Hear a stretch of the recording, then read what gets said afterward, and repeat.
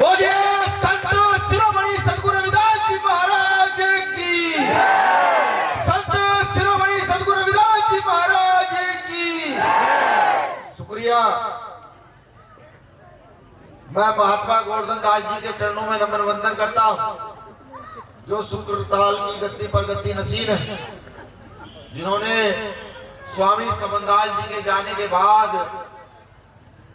अपना कर्तव्य, अपने गुरु के प्रति अपना समर्पण व आपके समाज सुधार का कार्य जो कभी संत शिरोमणि सदगुरु रविदास जी ने शुरू किया, आज वो उस कार्य को लगातार कर रहे हैं। तो मैं उनके चरणों में नमन वंदन करता हूं।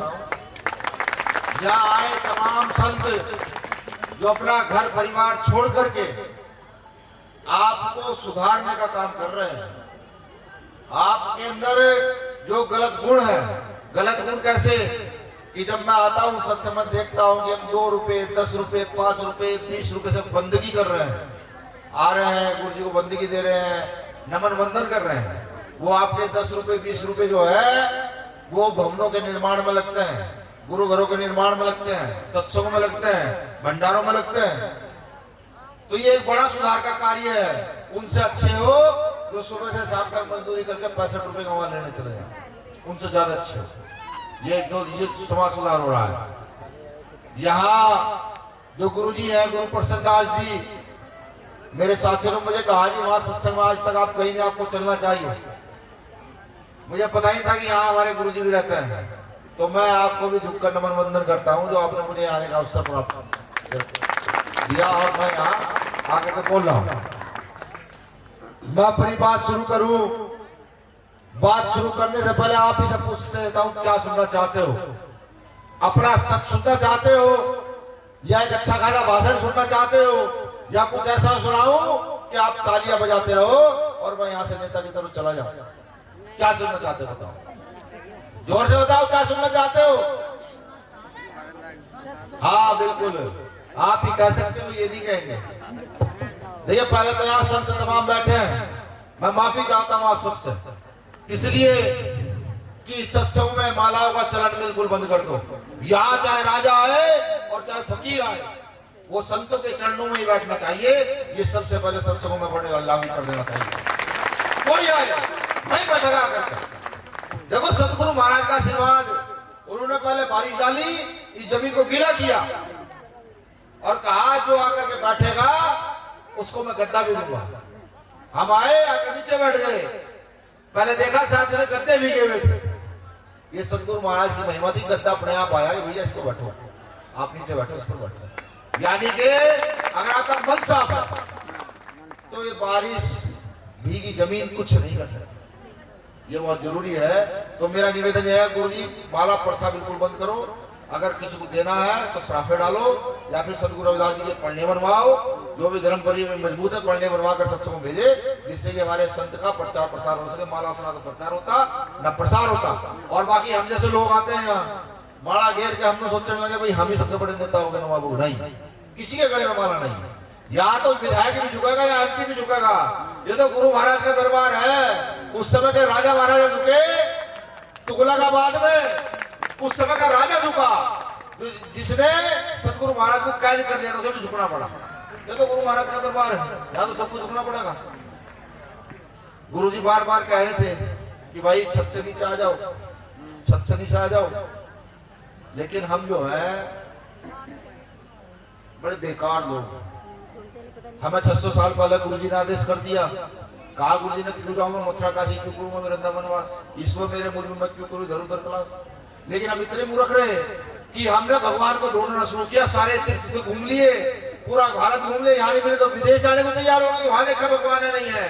सतगुरु रविदास जी ने जो कहा हमने माना ही नहीं कि भाई ईश्वर हमारे अंदर है, कहीं ढूंढने जाने की जरूरत नहीं है। आप सच बोलो, अच्छा काम करो, महापुरुषों की सेवा करो, अपने माँ बाप की सेवा करो, यही तो भगवान का काम और क्या काम है, यही है।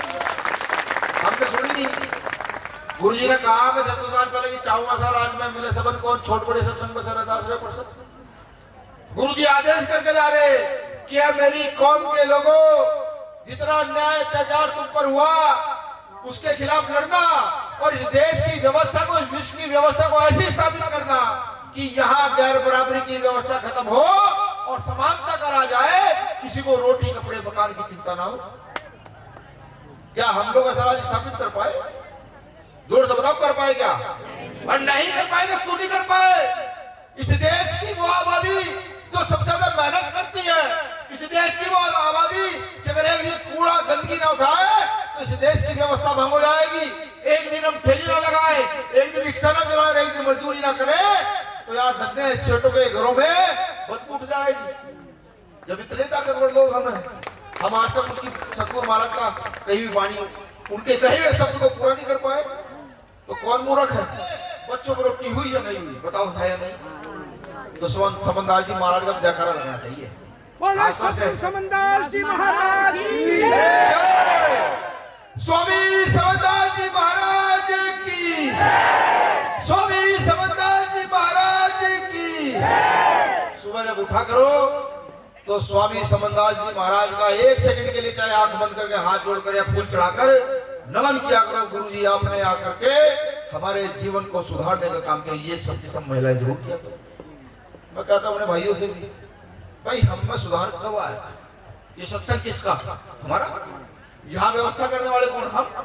यहाँ भंडारा बनाने वाले, यहाँ टेंट लगाने वाले, यहाँ ये सब चटाई बिछाने वाले हम ही तो हैं।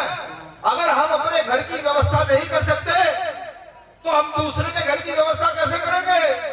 आज हम चाहते हैं कि देश में राज स्थापित कर दे, आज हम चाहते हैं हम बड़े बड़े धंधा सेठ बन जाए, लेकिन कैसे? जब तुम अपना घर नहीं सुधार सकते दूसरे घर कैसे सुधारोगे भाई? गुरुजी 10 बार कह रहे भाई बैठ जाओ, बैठ जाओ, इतनी बारिश नहीं पड़ी जो गड़ जाओगे, गड़ जाओगे नहीं। जब धान की फसल हो जाती है ना, धान लगते हैं तो पूरे दिन आधी बारिश में बिकता है गुरुजी, पूरे दिन गारे मट्टी में रहता है। मैं लगाता हूँ धान, लेकिन हाथ पैर निकलते। और आज हम गुरुजी के सत्संग में बैठने के लिए ये सोच रहे हैं भाई बारिश आई हुई, पता नहीं कितने बड़े काल पड़ जाए, कितनी बड़ी मुसीबत आ गई है, कपड़े गंदे हो जाएंगे, ये हो जाएगा, वो हो जाएगा। कुछ नहीं, ये तो गुरुजी ने परीक्षा लिया। आप लोगों की बारिश होगी कि देखो कितने लोग सुनने वाले हैं, कितने लोग घूमने वाले हैं और कितने लोग यहाँ से आनंद लेना है। भीड़ करने से क्या होता? बताओ क्या होता है? सतगुरु रविदास जी महाराज अकेले थे और अच्छे अच्छे सूरमाओं को उन्होंने जमीन पर लाकर खत्म किया। सतगुरु रविदास जी महाराज ऐसी ऐसी वाणियां हैं कि अगर पढ़ना शुरू करो ना तो आप चाहो तो आस पास के क्षेत्र के सभी समाज के लोग यहाँ आकर बैठ जाएंगे। उस समय सतगुरु रविदास जी महाराज ने, सदरा का सही मुस्लिम थे ना? मुस्लिम सिकंदर लोधी मुस्लिम थे, लेकिन जब सतगुरु रविदास जी की कृतियां सुनी तो उनके मुरीद हो गए, हाथ जोड़कर उनके चरणों में आ गए। अब सोचिए क्या हम काम कर रहे हैं? कर रहे हैं हम काम।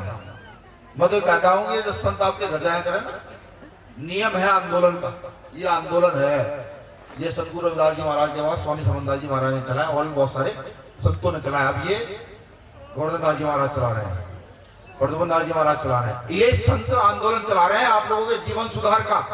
अगर आपसे वितरा भी करना शुरू कर दो कि संतों को बुलाकर कहो गुरु जी आओ हमारे गांव में सत्संग करना, 1 घंटे के लिए वाणियां सुनाओ सबको, बताओ सबको, तो ये संख्या बढ़ेगी, लोग बढ़ेंगे, शिक्षा बढ़ेगी, नशा कम होगा, इस क्षेत्र की, इस देश की तरक्की होगी। लेकिन करता कौन है? महीने में 1 दिन सत्संग में जाएंगे। क्या आप कहती है कभी अपनी रिश्तेदारों को, अपनी बहन को, भाभी को, ननद को, सास को, चलो सत्संग में चलना गुरु जी के? या जो आपके पड़ोस में रहते हैं, या सैनी समाज है, गुजर समाज है, जाट, धोबी, नाई, जितने भी जातियां हैं, कभी कहा किसी को कि बहन चल आज सतगुरु रविदास जी के सत्संग में लेके चलती हूँ, तुझे पता लगा वहां गुरु जी कितने ताकतवर जाके बात उन्होंने कही? कभी कहा? और नहीं कहा तो क्यों नहीं कहा? अगर अपने बाप का काम हम नहीं करेंगे तो कौन अमेरिका से आएगा करने के लिए? कहा जाएगा? फ्रांस से आएगा करने के लिए? संत रविदास जी हमारे दादा के परदादा हैं, उनका काम हमें करना है, जो काम हमें सौंप के गए उस काम को हमें संतों के साथ मिलकर आगे बढ़ाना है। अगर संत आपके घर जाए तो घर जाए तो बाकायदा चरण दबाकर रोटी की व्यवस्था कीजिएगा और पूछेगा गुरु जी अगले स्थान कहां तक जाना है। अपने घर से वहां तक के किराए की व्यवस्था भी समाज की जिम्मेदारी उनके लिए करना। आधी जगह नहीं होती है, मैंने बहुत सी जगह देखा नहीं कर पाते हैं, लेकिन करना जिम्मेदारी हमारी है।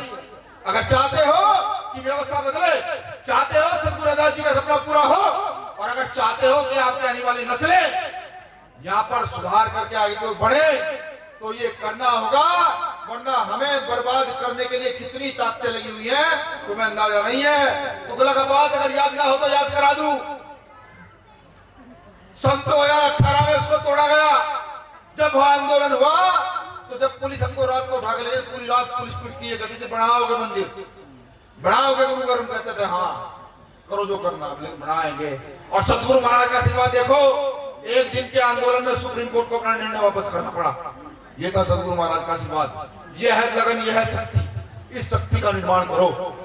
अगर सतगुरु रविदास जी महाराज को किसी ने समझा, जहां तक मैंने पढ़ा है, एक व्यक्ति ने समझा, गुरु जी डॉक्टर बाबा साहब अम्बेडकर ने। गुरु जी ने क्या कहा कि चाहूं ऐसा राज्य में मिले सबन को अन्न, छोट बचे सब सब रहे न 10 रहे % आप संविधान उठाकर देखना और संविधान के मौलिक अधिकार पढ़ना। सेम यही बात डॉक्टर बाबा साहब अम्बेडकर ने संविधान में लिख दी और ये कह दिया इस देश के हर नागरिक को ये बात माननी पड़ेगी। जो ये बात नहीं मानेगा वो जाएगा जेल, उस पर लगेंगे मुकदमे, उसको होगी सजा। सोचिए, और हम कितने सारे हैं, हम कितने सारे लोग हैं। अगर हम गुरु रविदास जी की एक एक वाणी पर काम करना शुरू करें तो क्या होगा? अगर हम आडंबर पर चोट करना शुरू करें तो क्या होगा? अगर हम अपने संतों के पढ़ा, उनके बाद डॉक्टर बाबा साहब अम्बेडकर को जानने का मौका मिला। आज इस व्यवस्था में हमें समझना होगा, हमें सुधरना होगा, हमें सुधार की ओर चलना होगा। अगर हम ना सुधरे तो आने वाली नस्लें, सोचिएगा क्या आने वाली नस्ल सुधर जाएगी। मैं बहन बहनों से कहता हूं कि अगर चरित्र आपका साफ है तो आपके चित्र पर भी कोई उंगली नहीं उठा सकता। ये बात बुरी है, मुझे बहुत सारे लोगों ने कहा आपको नहीं करनी चाहिए, लेकिन क्या करूं, जिनका मैं भाई हूं, जिस कौम में जन्मा, अगर उसी कौम में खड़ा होकर सच्चाई ना बता पाऊं तो लानत ऐसी राजनीति पर और नेतागिरी पर। कोई नेता नहीं बोलेगा। हमें अपना चरित्र साफ रखना है। मैं अपने भाइयों से भी कहता हूं कि हमें अपना चरित्र साफ करना रखना है, नशे से दूर रहना है, हमें अपने भविष्य का निर्माण करना है, हमें आने वाली नस्लों का निर्माण करना है, हमें इस देश में राज स्थापित करना है कि वहां दिल्ली की गद्दी पर सतगुरु रविदास जी का नाम लेने वाला कोई हो। चंद्रशेखर भाई गए, आप लोगों ने इतागर भेजे, उन्होंने इस बार सतगुरु रविदास जी की जयंती पर कहा भाई हमारी इस जयंती पर छुट्टी नहीं रखी जाती है, कोई सरकारी छुट्टी नहीं देता। इस देश के महान संत की जयंती पर सरकारी छुट्टी नहीं होती। सरकार को घुटनों पर आना पड़ा। गुरुजी आपके आशीर्वाद से पूरे देश में सरकारी छुट्टी हुई। ये ताकत समझिए। एक रविदासी पक्का वहां पहुंच गया तो हाहाकार मचा दिया। बाबा साहब अम्बेडकर की जयंती पर भी ये काज को राष्ट्रीय पर्व घोषित किया जाए। उनकी मजबूरी है, उनको करना पड़ेगा। अकेला आदमी वहां खड़े होकर डांटता है। अब तक मैंने नहीं सुना संसद में कोई जाकर सतगुरु रविदास जी का जयकारा लगाता है। आपने सुना हो तो मुझे जरूर बताइएगा फोन करके साथी के माध्यम से कि भैया वो फलाना